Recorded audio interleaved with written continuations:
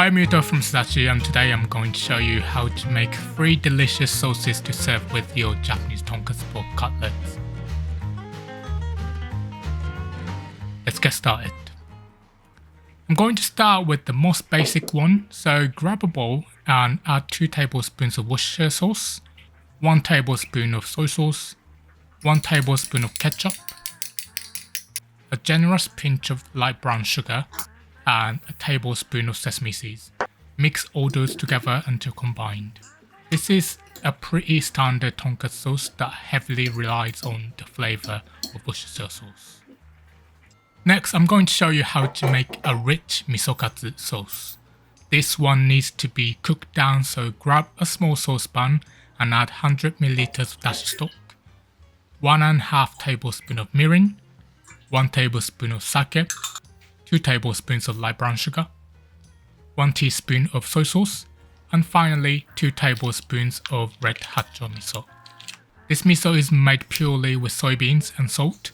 It doesn't contain any other grains, so it's naturally vegan and gluten-free.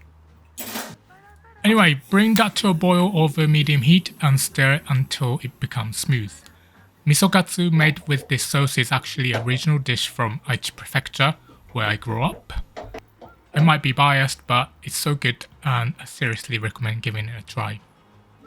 Okay, once it starts to boil, reduce the heat and simmer for about 10 minutes or until it has thickened. Stir occasionally and be careful splashing. When it looks like this, turn off the heat and stir in half tablespoon of sesame seeds.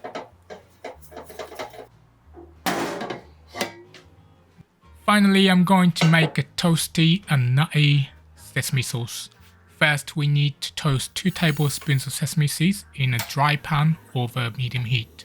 Make sure to keep moving the seeds to prevent burning.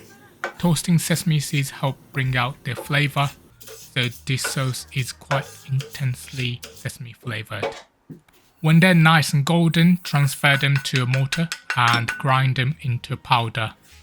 For this small amount, I find grinding them by hand more convenient, but for a larger batch, you might want to use a food processor. Once it's more or less smooth, transfer it to a bowl and add 2 teaspoons of soy sauce, 2 teaspoons of Worcestershire sauce, 1 teaspoon of sugar, 2.5 tablespoons of water, and 1 tablespoon of ketchup. Mix those together until smooth, and that's it. 3 delicious homemade sauces that can be drizzled over crispy tonkatsu, all served on the side for dipping. By the way, if you're interested in learning how to make the crispiest ever tonkatsu, check out my other video, you won't be disappointed. Thanks so much for watching. Which one was your favourite? Let me know in the comments, and if you want to read more or see my other recipes, check out my blog. The link is in the description. Have a great day.